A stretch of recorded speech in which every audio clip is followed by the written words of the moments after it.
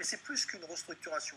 Alors c'est quasiment un changement de business, 5 milliards de dollars jusqu'en 2017, effectivement, on va couper entre 25 000 et 50 000 emplois dans le monde, on va quasiment fermer la Turquie, le Brésil, effectivement, c'est impressionnant. Mais ce qu'il faut comprendre surtout, c'est qu'HSBC a annoncé qu'il allait justement revenir sur son jardin historique Hong Kong et le sud de la Chine. Il faut savoir que HSBC, c'est le H de Hong Kong, le S de Shanghai et le Banking Corporation, qui a été créé il y a 150 années en Chine. Et justement, en 1993, le siège social s'est déplacé de Hong Kong à Londres, puisqu'effectivement, les Britanniques avaient rendu Hong Kong aux Chinois. Et à partir de là, HSBC avait grandi, a acheté énormément de banques dans le monde, notamment la Republic Bank of New York aux États-Unis, mais on s'en souvient, en l'an 2000, la CCF, notamment en France. Donc aujourd'hui, véritablement, c'est regard vers l'Asie, parce que l'Asie, c'est là où il y a la croissance. Aujourd'hui, notamment chez HSBC, c'est quasiment 38%, notamment du chiffre d'affaires, représente 78%, notamment en termes de profit sur la zone asiatique. Donc c'est considérable, et c'est pour ça que le management de la banque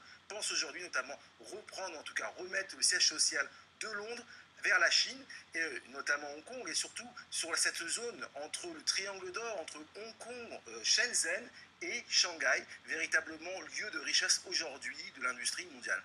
Merci Lionel Friedfeld, donc analyste financier. On va se retrouver dans une dizaine de minutes pour évoquer notamment cette polémique.